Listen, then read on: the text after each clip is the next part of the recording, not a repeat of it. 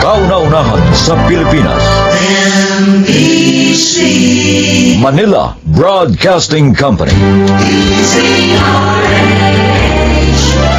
DZRH, member, kapisanan ng mga broadcaster ng Pilipinas. Nag-aaral po ako mabuti, Lola. Tingnan niyo naman ang class cards ko. Matataas naman po, di ba?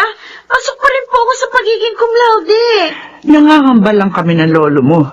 Baka yan lalaking yan ang sumira ng pangarap mo.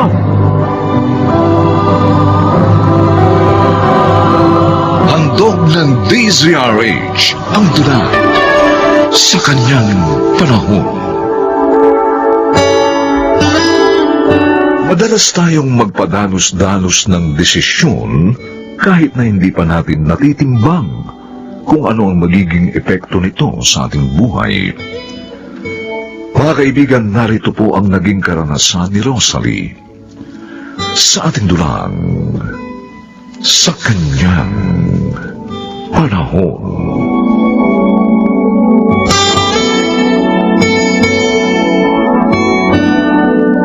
Ali, ako. Ay, kayo po pala, Lola. Oh, bakit hindi ka pa natutulog? Chinechat ko pa po si Mama sa Facebook. Ay, kumusta na raw siya doon sa Qatar? Ayos naman daw po siya doon. Kinukumusta nga rin po tayo eh. Ayun, binalita ko po na nasa honor roll sina Jewel at Christine. Ay, di tuwang-tuwa ang mama mo. Opo, Lola. Kaya nga po, magpapadala daw po ulit siya ng balikbayan box at pera para sa ating lahat. Meron din daw po special gift sa inyo ni Lolo si Mama. Talaga? Opo. Oh, sabihin mo sa kanya, salamat in advance. Ay, siya nga pala, sa papa mo. Nakikibalita ka rin ba? Eh, hindi na po, Lola. Ay, bakit naman? Eh, ilang beses na po ako nagme-message sa kanya sa Facebook eh. Pero panay sin-zoned lang po siya sa akin. Nakalimutan niya na siguro kami. Ay, may iba na kasing pamilya ang papa mo, kaya ganun. Siyempre, mas prioridad niyo yon kaysa sa inyo. Pero alam niyo, Lola, kahit na pinagpalit kami ni Papa sa iba, hindi ko pa rin makuhang magalit sa kanya. Mahal ko pa rin po siya sa kabila ng lahat. Napakabuti mong bata kung ganon. Kung sa ibang bata iyan, baka abot na hanggang langit ang galit nila sa ama na sumira sa pamilya nila. Eh, ang sa akin naman po, bakit pa ako magagalit kay Papa? Eh, kahit papano naman eh, meron naman siyang naitulong sa amin magkakapatid. At saka syempre, ama ko pa rin naman po siya, kahit na gano'n ang ginawa niya sa amin. Diyos na lang po ang huhusga sa mga pagkakamaling ginawa niya sa pamilya niya. Rosalie, apo, mag-aral ka sana mabuti, ha? Nagpapakahirap ang mama mo na magtrabaho sa Qatar para lang mapag-aral ka. Opo, Lola. Nag-aaral naman po akong mabuti. Pero sikapin mo sanang makapasok sa honor roll, tulad ng mga nakababatang kapatid mo. Eh, alam ko naman, kayang-kaya mo makapasok sa top 10, kaya nga pinupursigi kita. Gawin mong inspirasyon ng pamilya mo, lalo na ang mama mo. Sige po, Lola. Ito pong third quarter na ito, dodoblehin ko na ang pag-aaral para makapasok na ako sa top 10. Good luck sa iyo, apo. Ay, sana gabayan ka nandiyan sa pag-abot mo sa pangarap mo.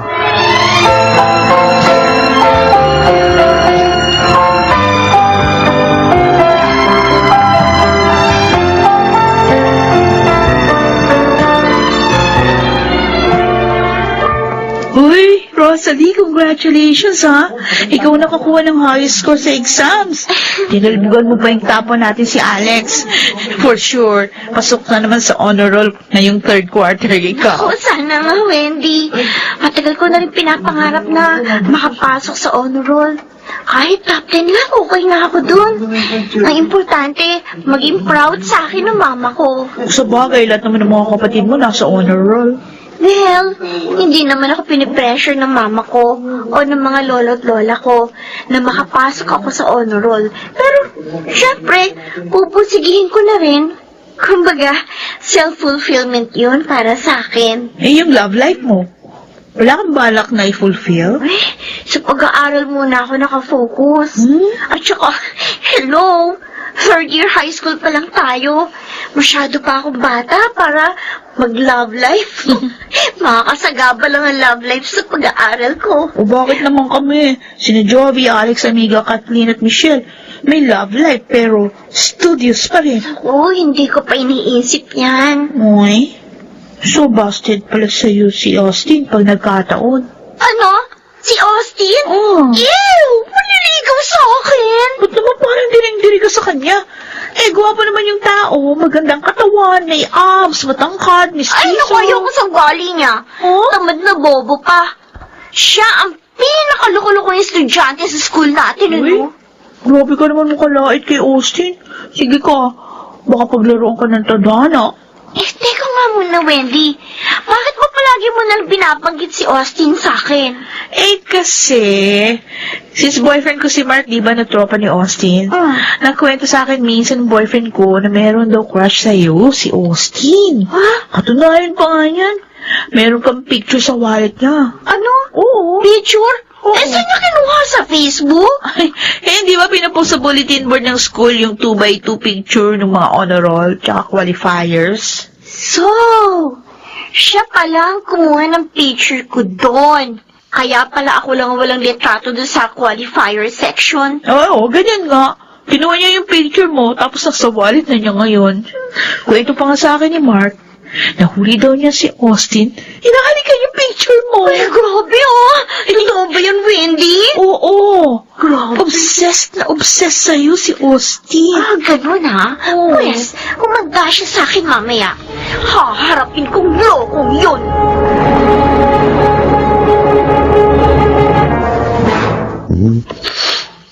Hoy, Austin! Ari ko, ano? Bakit mo naman ako binatukan? Lumabas pa tuloy sa ilong ko iniinom ko, Rosalie. Ikaw pala yung kumuha ng picture ko doon sa bulletin board ng mga qualifiers, ha? Ha? Hoy, balik mo nga yun! Ano pinagsasabi mo dyan? Hindi ako kumuha nun, ha? Anong hindi? Sabi ni Mark, ikaw daw ang kumuha nun. May pahalik-halik ka pa doon sa picture ko. Ano? Ibalik mo na yun! Hindi ko alam yung litratong sinasabi mo. Anong hindi mo alam? Eh, nasa wallet mo daw yon. Ha? Sigurado ka na picture mo nga nasa wallet ko? Oh! Baka kapag inilabas kong wallet ko, mapahiya ka lang. Teka, sige. Papakita ko sa'yo. Oh, ayan. Nasaan ang picture mo dyan? Akin na! Ako na Ayan, maghanap oo, sa wallet sige, mo! Sige, Oh. sige, ayan. Huwag mo lang kukunin yung allowance ko, ha? Kala mo sa akin magnanakaw?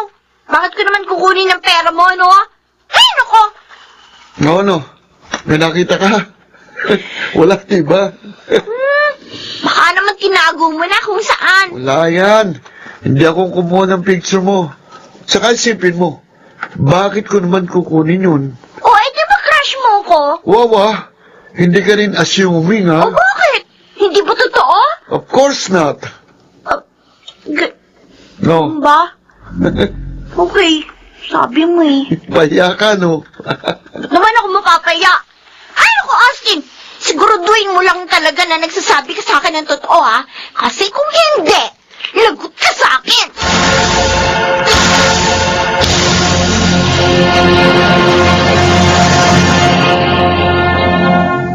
Hindi ka ba nagsasawa sa paghahatid sa akin pa uwi? Bakit naman ako magsasawa? Eh, nararamdaman kong gusto mo naman akong kasama. Ano ka? Ayoko nga kasama ka eh. Oo. Ikaw lang naman dyan ang makulit. Sunod ka ng sunod sa akin. O, eh, kesa masira ang beauty ko sa konsumisyon, eh, di hinahayaan na lang kita. Tutal, nakakatipid naman ako sa pamasahe, kasi ikaw lagi ang taya. Sige, deny pa more. Eh, sa pagkakaalam ko, hinakahanap mo pa ako kina Mark at Wendy kapag time na ng uwian at wala pa ako. Ay, naku, Oo. ewan ko sa'yo. Basta liliwanagin ko lang sa'yo, ha? Hindi pa tayo close. Oh, bakit ka natatawa dyan? Pero nakakatawa? Oo, ikaw. Natatawa talaga ako sa'yo kapag tinatarayan mo ako eh. Pero aaminin ko nakikitan ako sa'yo kapag ginagawa mo yan. Ewan ko sa'yo, Austin. Rosalie, may aminin ako sa'yo eh. Yung tungkol sa litrato mo doon sa bulletin board ng qualifiers, ako talaga kumuha nun. So, totoo yung kwento sa akin ni Wendy. Nasabi ni Mark, nasa wallet mo yung picture ko. At nahuli ka ng mga tropa mo na hinahalikan yun. Oo, totoo yun. Kasi matagal na akong may gusto sa'yo eh. Matagal na akong lihim na nagmamahal sa'yo.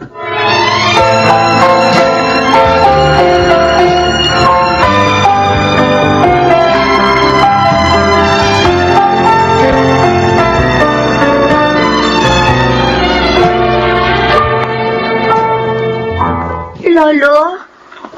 Lola? Pinatawag niyo po ako. Bakit po? Maupo ka dyan. Bakit po kayo galit sa akin, Lolo? Ano yung nababalitaan namin ng lola mo na may boyfriend ka na? Ha? Po, Ano? Ano ha? Sagutin mo ang tanong ko. sige po. Aaminin ko po. May boyfriend na po ako. Ha? Eh, sino? Yung lalaking madalas na magatid sa'yo dito pa uwi? Opo. Naku ako, di ba kabilin-bili na namin sa ng lolo mo? Huwag ka muna magbo-boyfriend hanggat hindi ka nakatatapos ng pag-aaral mo. Lolo, Lola, hindi ko naman po napapabayaan ang pag-aaral ko eh. Bakit mo kami sinuway? Ang buong akala namin matino ka. Ang buong akala namin nag-aaral ka na mabuti. Nag-aaral po ako mabuti, Lo. Tignan niyo naman po yung class cards ko. Matataas naman po, di ba? Pasok pa rin po ako sa pagiging cum laude. Nangangamba lang kami ng lolo mo na baka yung lalaking yan ang sumira ng pangarap mo. Hindi po, Lola. Mabait po si Austin. Kailan pa kayo ng lalaking yun?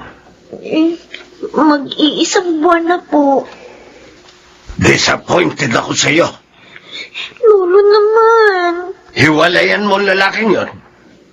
Baka hindi ka makatapos ng pag-aaral ng dahil lang sa kanya. Ay, naku, Rosalie. Masasayang ang pinaghirapan mo pag nagkataon.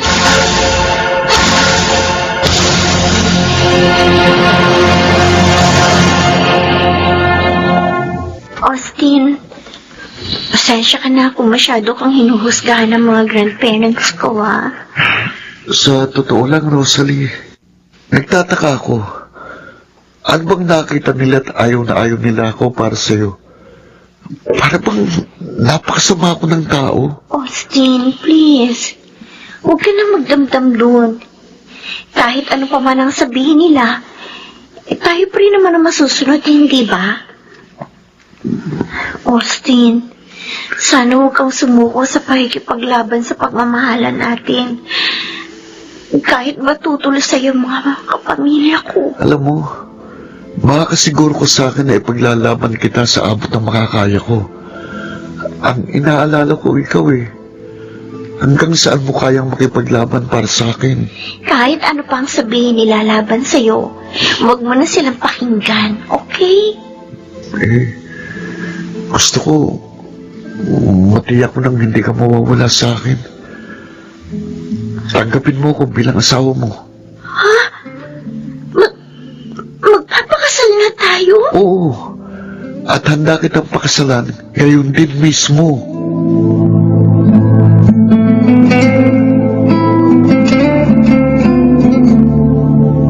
Pasensya ka na, Rosalie, kung naistorbo ko kayong mag-asawa. Nagpunta ako rito para maningil ng upa. Mike, ang totoo niyan, wala pa kaming pambayad sa'yo eh. Pero nagdidilihensyo na si Austin ngayon. Baka bukas o sa makalawa pa kami makabayad ng upa sa'yo. Ganun ba? Kasi 2 buwan na yung utang niya sa upa. Yun nga, Mike, nahihiya na kami sa'yo. Kasi ilang beses mo na kami binigyan ng palugit. Oo nga pero... Pero sa pagkakataong ito, pinapangako namin sa'yo, makakabayad din kami sa'yo ng utang namin.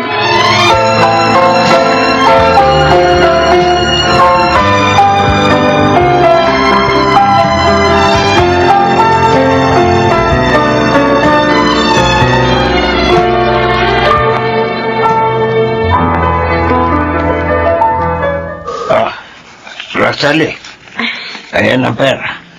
Salamat po, Lolo. Lola, malaki bagay itong perang pinahiram niyo sa akin. 2 taon na kayo mag-asawa ni Austin. Pero hanggang ngayon, ay hindi ka pa rin niya nabibigyan ng magandang buhay. Opo, nahihirapan po kami ngayon ng asawa ko eh. Pero alam ko po, darating nga araw aasenso rin kami. Kung nakinig ka lang sana sa amin at hindi mo kami sinuway, o hindi sana tapos ka na ngayon sa pag-aaral at may magandang trabaho. Apo, hindi ka naman namin pinagbabawalan noon na magmahal. Pero ang gusto namin, magmahal ka at magpakasal sa tamang panahon. Hindi naman kami tututol kay Austin kung pareho kayong may magandang trabaho at buhay. Ngayon, tingnan mo ang sitwasyon nyo. Isang kahig, isang tuka kayo mag-asawa. Ang totoo po niyan, nagsisisi na rin po kami ni Austin kung bakit naging mapusok agad kami. Oo, mahal namin ang isa't isa. Pero hindi namin napagplanuhang maigi ang mga buhay namin. Kaya eto kami ngayon, naghihirap. Magsisimang kayo. Huli na. Domeng, hindi pa. Hindi pa huli ang lahat. Pwede pang mabago ang buhay nila kung tutulungan natin sila. Paano natin sila tutulungan? Tulungan natin ang apo natin na maipagpatuloy niya ang pag-aaral niya. At kapag nakatapos na siya, sa kanya tulungan ng asawa niya. Domeng, kailangan ni Rosalie ang tulong natin. O ano, Apo? Gusto mo bang magpatuloy sa pag-aaral? Opo, Lolo. At pinapangako ko po sa inyo, pagbubutihan ko na po ang aking pag-aaral. Hindi ko na po kayo bibiguin.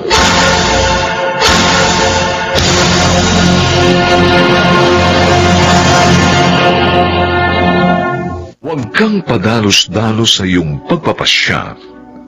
Ikalma muna ang ating sarili para maiwasan ang pagsisisi dahil sa maling desisyon. Laging mag-isip ng mabuti at huwag pairali ng emosyon dahil maaari itong makaapekto sa iyong buhay oras na ikaw ay magkamali sa kanyang panahon.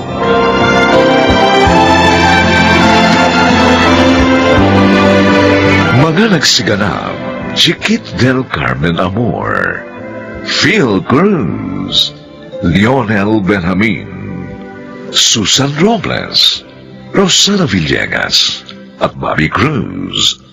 Special Sound Effects, Jerry Mutia. Technical Supervision, Eric Lucero at Bong Muyar. Musical Scoring, Buboy Salonga. Ang kasaysayang ito'y mula sa panulat ni Krishna Sega at sa pinagsamang direksyon ng inyong lingkod June Martin Legaspi at Bobby Cruz sa kanyang panahon.